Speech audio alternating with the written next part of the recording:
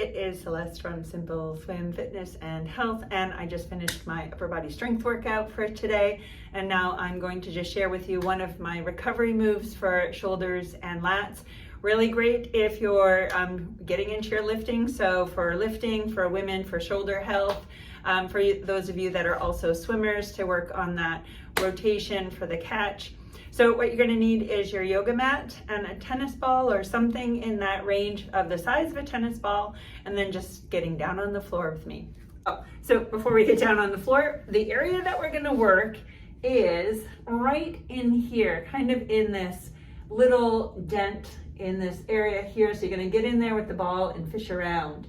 Okay, so kind of a bit lat and a bit shoulder, maybe kind of somewhat getting into the triceps. You're going to fish around somewhat for it. And then believe me, I have not found anybody that's not found it to be a juicy hot spot. Okay, so down on the floor, grabbing your tennis ball, you're going to be on your back or toward your side. So we're going to fish around my tennis ball. So grabbing that tennis ball. I also have the peanut here. If you don't have a ball, maybe you have a peanut by any chance. So just using that. So I'm coming down onto my side, and again, I'm gonna be more into my back side, so I'm not in the armpit itself, okay? So behind the armpit, getting down in there, you can kind of fish around somewhat for it, and it can be really, really hot and sensitive.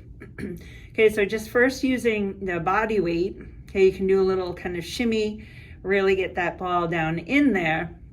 Taking some nice deep breaths. You want to be able to own it and be able to breathe, not that it's so tight or so sensitive that you're like holding your breath. You're going to send that brain the signal. Okay, so you can work it in there. And then we're going to start to work on that internal rotation. So for that catch, so you're just bringing that arm back and forth. You're going to add a little bit of light pressure.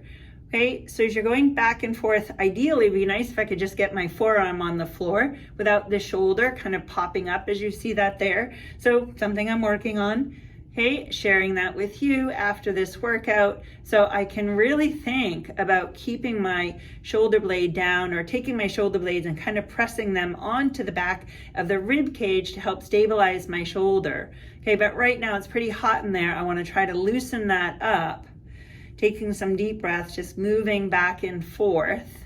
So I'm going to spend about maybe 2 minutes on this side before I switch to the other side, and really allowing that breath to flow in and out. And again, I want to try to keep that shoulder from popping up and rolling in.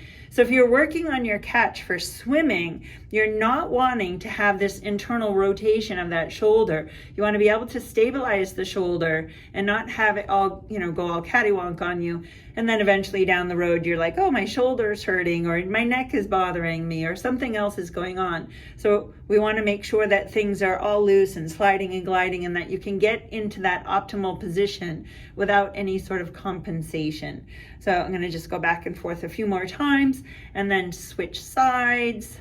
So, all right, that's going to be it for me for today. So if you like the video, make sure you hit like and subscribe. And if you like to have any ideas of videos, feel free to make some comments in the comment sections. And I'm going to flip over to the other side. See you again. Thanks for tuning in. Ciao.